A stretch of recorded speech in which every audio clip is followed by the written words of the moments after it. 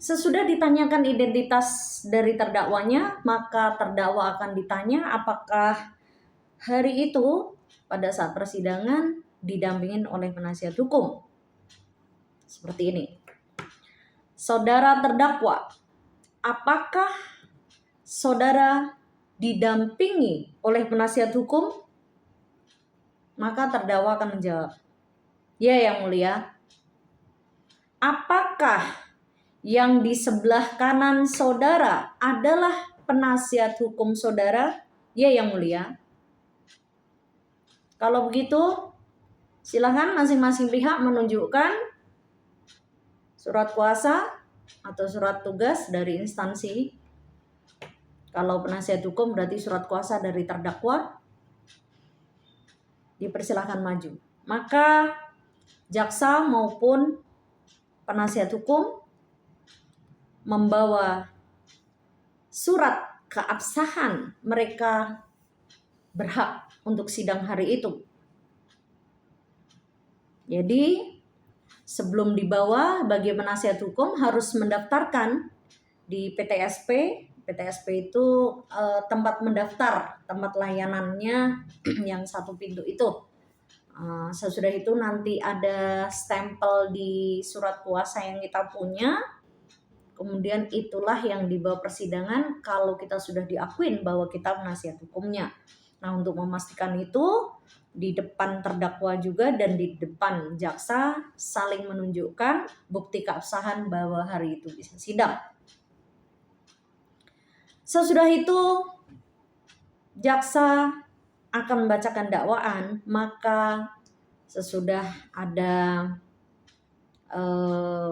masing-masing membuktikan surat keterangan, hakim akan menanyakan kepada jaksa penuntut umum.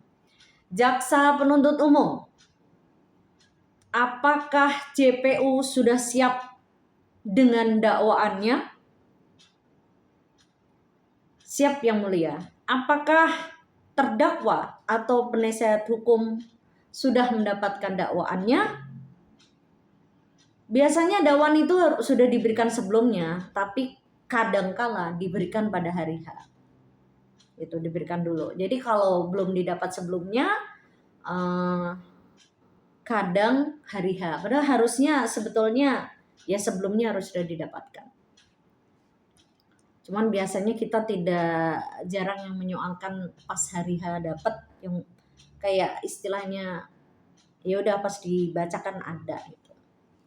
Nah, kemudian sesudah dipersilahkan, maka jaksa akan membacakan dakwaan. Nah, ini triknya. Kalau dakwaan itu ternyata sangat tebal dan gak mungkin satu orang, dan dia akan bacakan bergantian dengan jaksa penuntut umum yang lain, maka dia akan menyatakan, yang mulia, dan satu lagi, dan tidak akan dibacakan semua. Ada bagian-bagian yang mungkin tidak dibacakan, maka jaksa penuntut umum akan mengatakan seperti ini. Yang mulia, mohon izinkan kami membacakan sebagian, tapi dianggap dibacakan seluruhnya, dan kami akan membacakan secara bergantian. Nah, kalau seandainya mau dilakukan sambil berdiri, ya sampaikan juga. Dan mohon izin, kami akan menyampaikannya sambil berdiri, misalnya. Tapi kalau sambil duduk juga nggak apa-apa. Sesudah jaksa itu, biasanya hakim akan menanyakan bagaimana JPU dan terdakwa, bagaimana terdakwa dan penasihat hukum? Biasanya sih terdakwa atau penasihat hukumnya nggak masalah. Gitu. Jadi sesudah silakan yang mulia, semisal gitu, atau dipersilahkan.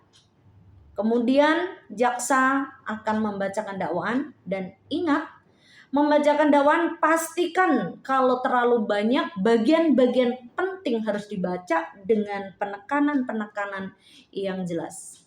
dimulai dengan kop mereka, yaitu Kejaksaan Negeri Jakarta Selatan. Nomor register apa? Dengan terdakwa dan seterusnya. Ya. Nah, seperti itu untuk cosplay pembacaan dakwaan. Nah, bagaimana kalau sudah dibacakan selesai? Demikian pembacaan dakwaan yang mulia. Nah, hakim akan segera menanyakan bagaimana terdakwa atau penasihat hukumnya. Tuh, nah kemudian terdakwa akan menjawab.